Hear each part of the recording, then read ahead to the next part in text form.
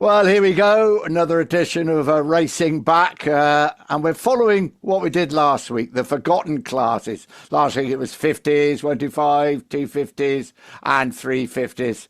This week it's sidecars. And what a massive part they played in the World Championship.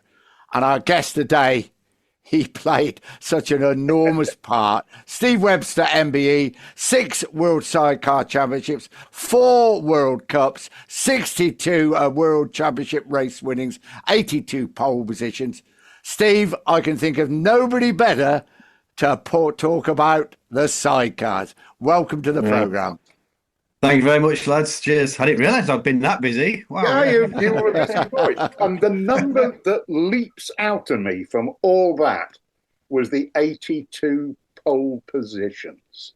That shows what, you and were fast, and you had to be, because you were racing Rolf Bieland, you were racing Alan Michel, you were racing a crew of really, really fast competitors.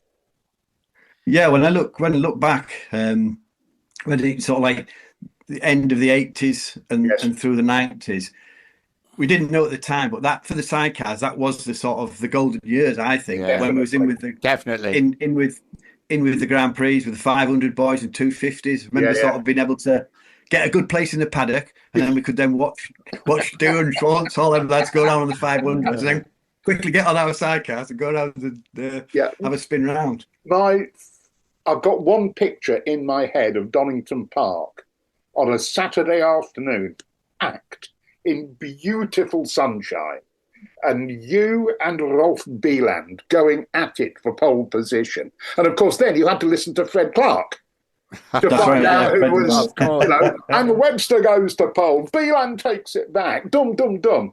And then checker flag, slow down lap, and you pulled into the road by the Redgate Lodge.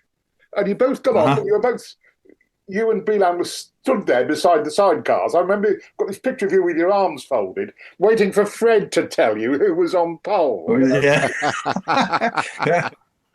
That was our electronics control system. Was Fred Clark was telling us not flashing up on your dashboard. I know, and it was packed, and the place was enthralled. It was such a quality. There was such quality racing going on. It was wonderful. Well, sorry, Steve, but to be honest, there was no success in the solo classes for British riders, and you were the man that we all looked to bring a bit of success and a bit of cheerfulness. Well, yeah, I think that's what, when I look back, we sort of like we were having our good years, let's say. Yeah. Just as a lot of the solo lads were struggling a little bit, and there wasn't anybody from Britain really sort of powering on just in those couple of years. And it was the sort of people got behind us a bit, and the press, they got behind us a bit, which was great, which was nice. And but I always knew that sidecars was a Cinderella class. Yes, a bit of a cat's, but when it was with the Grand Prix, it was something a little bit different. When it was like, because you had all the solo classes and then the sidecars, because it was different.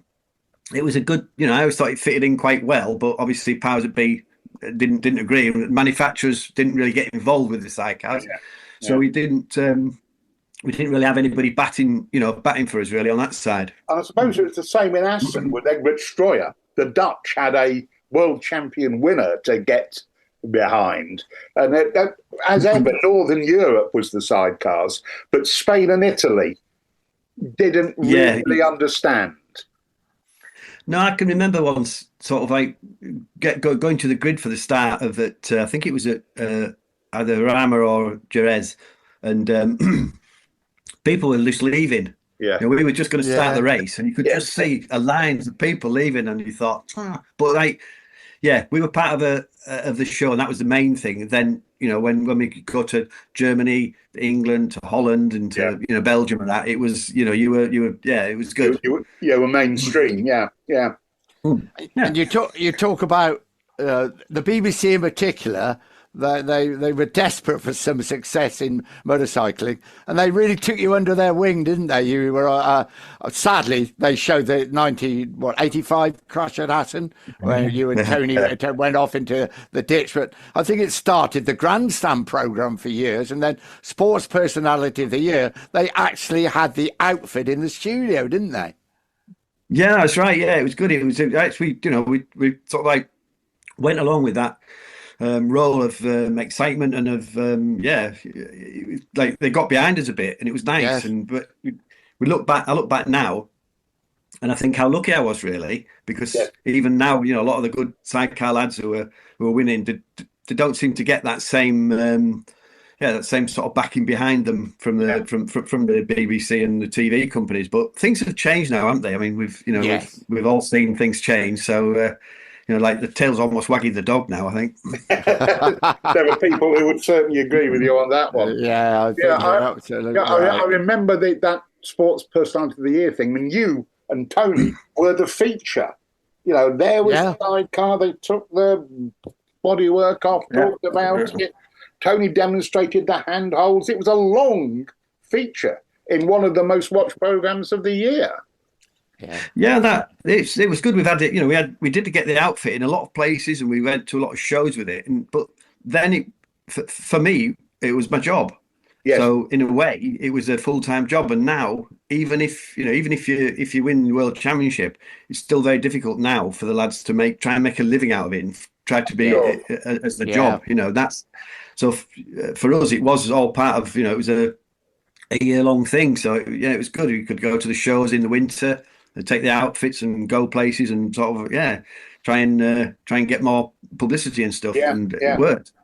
Yeah, and who? I always think of your greatest rival as being Rolf Bieland, I suppose. Am I right? Or yeah, when you look back in the the 80s, 90s when I started, it was always Rolf that I looked up to, and I always sort of like I admired him and I just wanted to be like him. And I thought, I remember chasing him once, and I sort of hung on for about a couple of laps somewhere, and then I was absolutely knackered. I thought, how does he do that? I was going.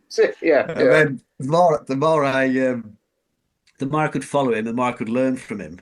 And then I got to the stage where I thought, I could pass you here, I could pass you there. But it became with Rolf, it was more of a mind game thing. You could sort of like I'd be behind him and know that if I pushed him quite hard when he was on Yokohama tyres and we were on Avon tyres, I used to wait for his tyres to go off and things like that. So it wasn't just a case of actually just argy-bargy racing. There was also that waiting for, I thought, right, if I push him hard, his tyres will go off. So towards the end of the race, I can maybe catch him.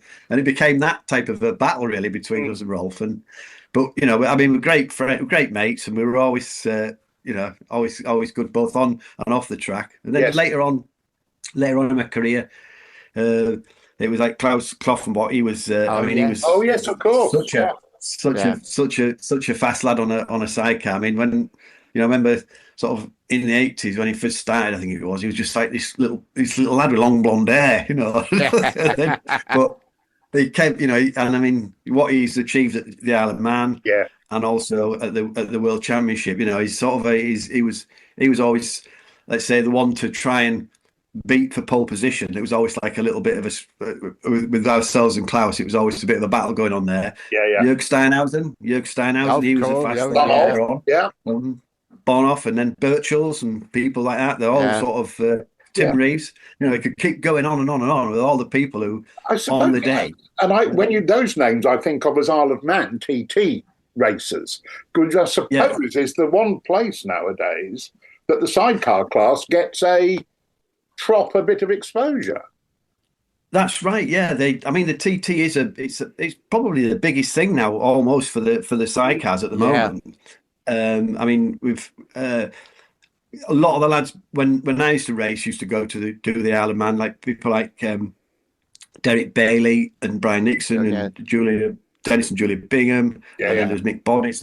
They'd be at the Salzburg Grand Prix riding the 500cc's along bikes, and then the mates had taken their other bikes in a van to the Isle of Man, and then them lads would either jump in a car or on an airplane and go over to the Isle of Man, do the Isle of Man, and then joined back at somewhere like at the Belgium Grand Prix or somewhere like that. But you could always tell for the next two Grand Prix the lads were a bit slower at the Grand Prix when they come back from the Isle of Man, because they were having to a different discipline is the Isle of Man to World Championship racing. Yes. And I always thought you could tell the lads who had done the TT, because you were like, it was in between maybe two Grand Prix, and they were always sent just a little bit on qualifying slower until they got back to going again.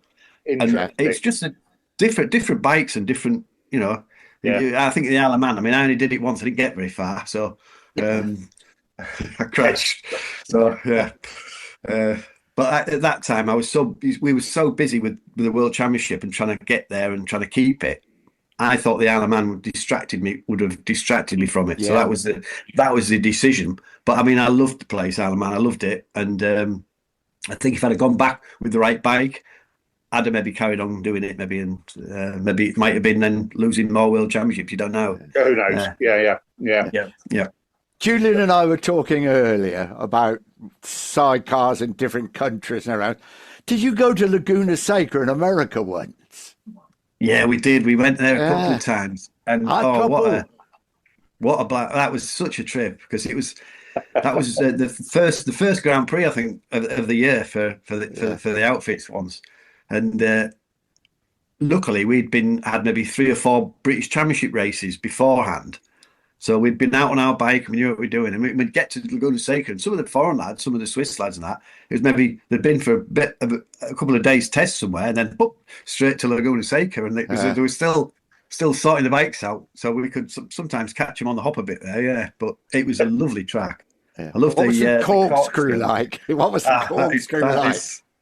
I saw you just like looking like you're going to fall off the end of the cliff. It just looks like you're riding off, Yeah, and you were like a bit blind, didn't you? And something down there somewhere to yeah, that's right. You think just praying, hoping that the tyres are good, and you're going, "Whoa, you will get down and round." And what did the Americans think of sidecars? Yeah, what did Americans think of sidecar? Oh, they said. Well, I remember one bloke coming and say, "Do you like it? Do you like it in the air, or do you like it down?" And I'm going, "What?" He said, the wheel, the sidecar wheel. I said, "Oh, right, yeah." I said, just a little bit off, and I was trying to explain to him the dynamics of how it worked, and to try and get the sidecar wheel just a little bit off the floor, so that then all the weight's on the driving and the steering wheel, so then you get the maximum, And then it was like once they'd sussed that out, then they were like, "Oh," and they looked at the bike a bit more, and they're really sort of interested in it. But yeah, I think it was maybe 2 or 3 years we went there. Still going to say, I'm not sure exactly, but we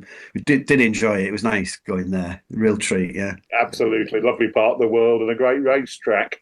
Yeah, we went afterwards. Went afterwards down to a week afterwards, and just did a little bit of touring about. So down the coast to down Highway 1. Highway 1. Sorry, yeah. You started at a very different place, Steve. Elvington, the old airfield. Why was it sidecars? Did you ever think of solos? Not really, no. It was something that me and my brother at the time we were both we'd seen racing, and we sort of enjoyed watching it, and we realised that my dad used to sidecar race as well, so he used to race on the grass, and then just did, I think, 2 years on the road. Very successful on the grass, British champion. So I grew up really in a sidecar paddock. So it was inevitable that me and my brother were eventually going to do it. Yeah. And once we got the bike, we went to Elvington, and Elvington was an evolving track. Every lap you went round it changed slightly with the outfits, because Pete Illaby used to mark it out with cones.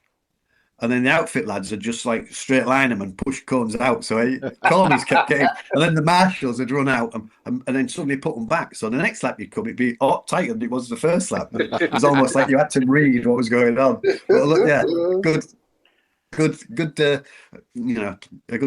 starting place for sure. Yeah, and so many of the sidecar people. There's dynasties of sidecar racers, aren't there? It's father and son stuff. Not just well, you look, and even now, you got like Luke Williams, who started racing, and his dad Tony, good mate of mine, he raced, and then you got, there's lots of like the father and son. You got Tim Reeves' dad. Oh, yeah. He raced. Yeah. So Tim Reeves, and and then who else we got? We got when you look back going Was through. your Steinhausen's dad was from the great Rolf era Steinhausen, yeah. of the BMW Rennsports, wasn't he? That's right, yeah. And I think it was the fact that when Rolf Steinhausen was racing, obviously Jörg, little lad, and I think once Jörg sort of looked like he was going to wanted to have a go at racing, that was it. His dad was right behind him, and then we run a team together with Jörg, and I raced with Steinhausen's for 2 years. Yes, and sort of like help. I think I was sort of got bought in to ride the other bike, and then also to bring Jörg on a little bit. Yeah, it got to the stage where he was like right behind me, and I think I've helped you enough now. yeah, that'll do. Yeah. So what about passengers? God, what is it? Tony Hewitt, Gavin Simmons, David James, Paul Woodhead. They all helped you to those titles, didn't they? I suppose Tony was your top man, wasn't he? Yeah, they all. With the passengers, it's like it's really difficult because like with Tony and then with Dave James, all the different passengers, it was like in a way who could do it at the time, who could get say the time off work, or who was prepared to commit to it, and then also the difference with the smaller 500 two-stroke bikes like we used to use at the Grand Prix in the first era in the early days of my racing, you needed like Tony Hewitt and Dave James and Gav Simmons, their size was much more akin to what was necessary for the two-stroke era. Ah, right. Yeah. And then when you got onto the big four-stroke engines, and if you just had a smallish lad on, you didn't really then have enough like not so much weight, but it's like you need a taller lad. You need somebody who's a bit taller and could disperse their weight a little bit different with a four-stroke compared to a two-stroke. So you actually do need slightly different passengers, I think, anyway. Yeah, I remember Tony telling me that his others, he played rugby, didn't he? But he was a scrum half, which gives you an idea of the what size we're talking as optimum. Yeah, they, and Gav used to. He was always at the gym. Gav, he was ever so strong, and it's like I think it's moving against like the gravity, and at a certain time passengers always say there's like a time when you finished braking going into a corner when it's like almost like weightlessness, when you can move and you're not fighting the G-forces. Yeah. I had one go and I could never do it.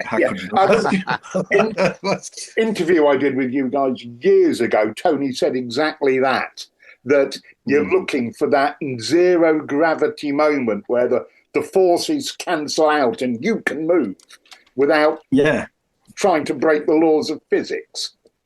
Yeah, and I think that's a good passenger is somebody who knows that, and it's like it's really strange because often people say to me, "What's it like driving a sidecar? What's it like?" And I say, "Well, it's non-symmetrical. So if you're driving a car, it's the same around left and right hand corners, and if you're on a solo, it's the same left and right hand corners. They're the same."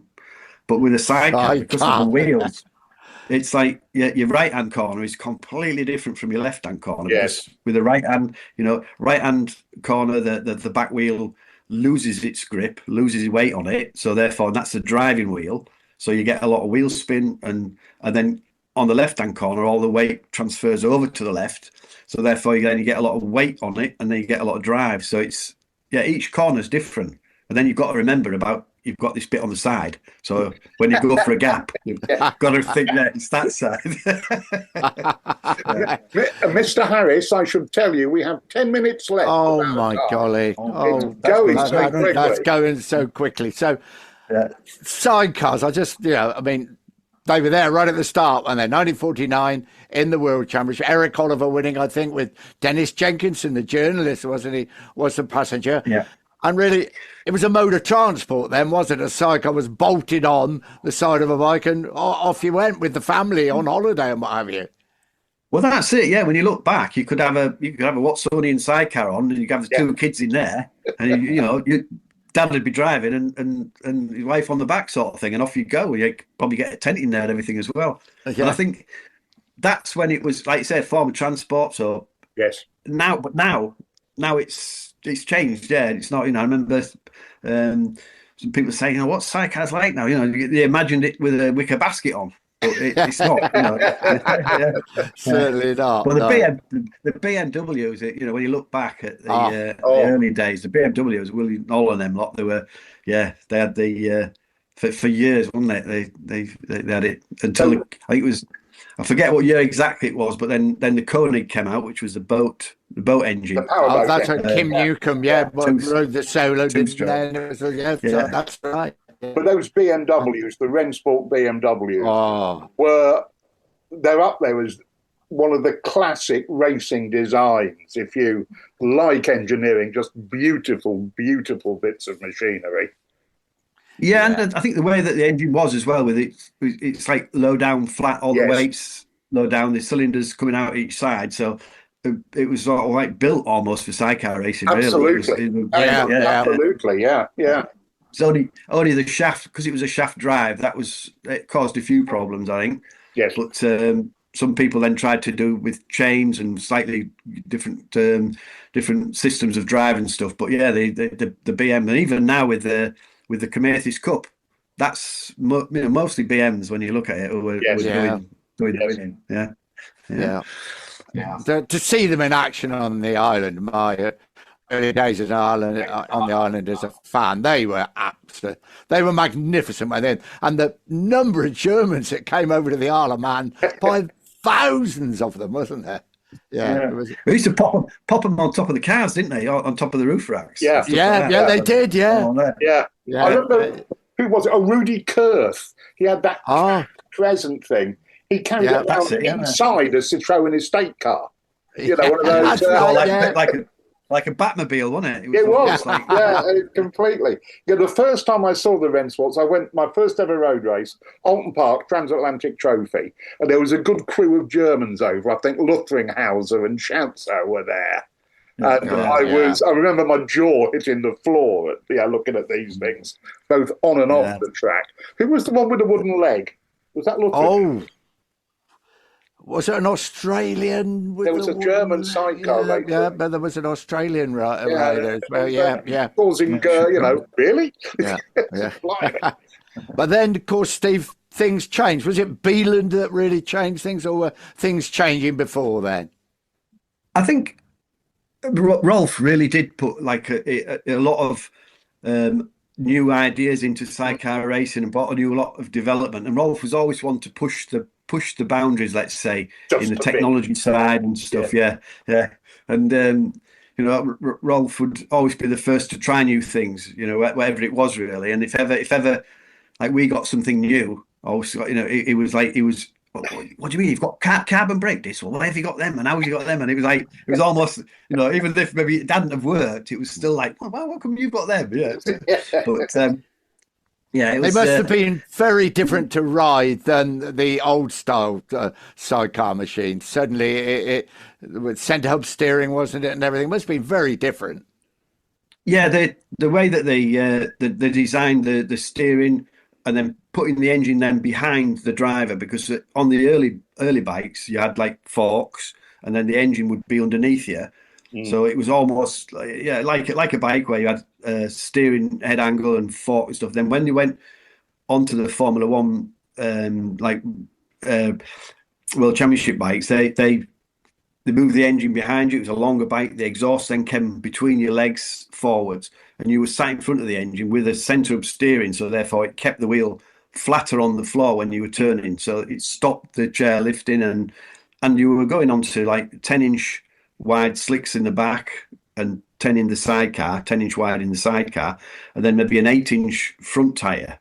It was almost like a little F3 racing car, really. Yeah.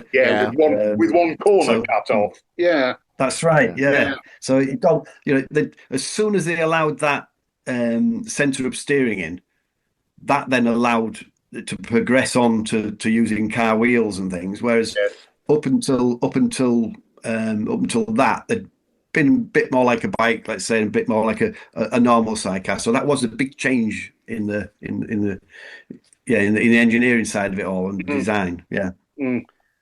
So what happened, Steve? 1996, sidecars are disappeared. Didn't quite fit into the pattern, did they? The picture of Grand Prix racing, the way people wanted it to be. Certain people wanted the way it to be seen. Yeah, I remember once going sort of like to the Belgium Grand Prix, and Mike Trimby said to me, he says, "Steve, come with me." And at that time, I was Ryder's representative. Yeah. And he says, "Come with me." And we went to the top paddock where the outfits were. And he said, "Just look down there," and you could see all the Marlboro and HPs, all the big tents and all the 500, 250 teams, and it looked immaculate. And then all the sidecar lads, of course, because a lot of them are doing it semi-professionally and have jobs. Yeah, they're driven all the way through night to get there. They had the trucks and the buses there, and they were cleaning them. But he says, "How can I sell that," which was the 500 GP 250 paddock? He says, "How can I sell that when you've got that lot tagging along with it?" And I thought, it's true. And how much it did hurt me. And he said, the best thing you can do, Steve, he says, is make, enjoy it while you can, while it's still here. And sure enough, it did come to an end. Yeah. But sidecars have always been lucky in that they've had people like Bernd Steinhausen, who was a family member of the Steinhausen, who had put a lot of money into it, who got us in with Flamini Group with the World Superbike. Paid a lot of money. And sidecars have always had, let's say, like little fairy godmother in the background. Your Roger Body with the British Championship. Yeah, he's put a lot of money into that. And now in the World Championship, a guy called Boris Stroud with Marin, a company who they make submarines that go under and fix oil pipelines, things. One. So he has sunk a lot of money into the World Championship and the British Championship. So hopefully, that's that'll be a situation where, let's say, the grids will get bigger because there'll be a lot more help about. So so I've got my fingers crossed for a good future. That there always is somebody backing sidecars that won't never be a manufacturer, never be out like that. But we've got people behind with the hearts of sidecar. Yeah, so that is a really good note, Nick. Yeah, it is. Tell you there is 1 minute left. All right. I think Steve has just ended it absolutely beautifully. So encouraging. We love cycle. Honestly, Steve, we just cannot thank you enough. Not only for coming on the podcast, but winning all those world titles and just keeping us a bit of national pride when things were pretty low at Grand Prix racing. Giving us something wonderful to cheer at Donington Park. Good. Thanks for letting me look back with you. It's good. Yeah. Wow, Jules, I really enjoyed that. Wonderful, happy memories. And some beautiful proper racer insights into all sorts of aspects. Just lovely. And Steve Webster was always a very articulate representative for sidecars and sidecar racing. And he hasn't changed, has he? Yeah. No, not at all. And those early days, 49, they were such a big part of the World Championship. And you so rightly said, in the 80s, they were a massive part of Grand Prix racing, especially in Northern Europe. Yeah, and I described that picture that's in my brain from Donington from the late 80s. Yeah. Of Steve and Rolf Bielan stood there beside their outfits, where at the first corner at Donington, when they used to exit by the pub. The red, right, the red. Stood there, and the place is packed, and everybody is holding their breath, waiting for Fred to tell them who's on pole position. And it's just one of those images that has stuck with me through the years of this is what it's about, this is what you come to see. Right, we've got some socials to read out. Oh, are we? Rich, who is to be obeyed, has sent them to you this morning, so I better do as I'm told. Welcome to a new paddock member, Red Ryder, the biker. Best Motorsport Podcast with a thumbs up. Also enjoying Nick's book, Never Say Never, is appreciated. Wow. You've got good up there. Yeah, you got a good advertisement. You and Rainsy last week. So yeah. I'm coming back. What do we got? Eskimo and Spotify. Thank you for another Jerry episode. Yep. From You Can't Saw Sawdust on YouTube. Can you guys get Casey Stoner on this format? I'm trying to get Casey, but Casey is not an easy man to contact, but I promise you I am trying. From Cyril McGuinness on YouTube. Got Briggsy lined up yet, but that's Alex Briggs, who of course was Jerry Burgess's right-hand man in the team, and I'm sure we will get Briggsy at some point. Hopefully we will, but and keep the posts coming in. We're absolutely open to any ideas. Yep.